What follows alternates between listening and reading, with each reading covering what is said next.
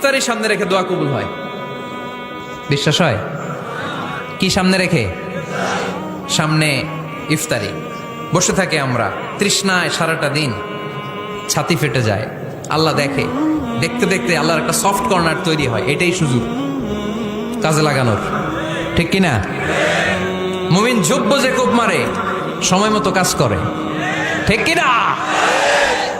আল্লাহ তখন ফেরেশতাদেরকে জিজ্ঞেস করে, এই ঘটনা কি? খায় না যে? খায় না কেন? আল্লাহ রোজা রাখছে। এগুলো কি? রো আফজা, পেঁয়াজ, আলুর চপ, বেগুনি, মুরগির রান খায় না। খায় না কেন? ওরা যে ক্ষুধার্ত। আল্লাহ আপনার ভয়ে।